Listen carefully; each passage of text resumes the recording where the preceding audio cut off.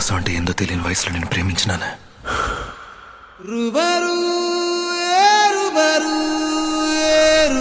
నువ్వు మోసం చేస్తావని తెలియదు కదా జూలియట్.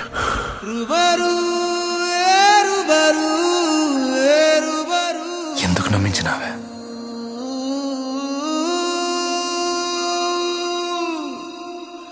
మళ్ళీ మళ్ళీ నిన్నే చూడాలని అంటున్నది మనసే, కాసేపు నువ్వు నేను కలిసే క్షణంలో లోకమంతా తెలిసే.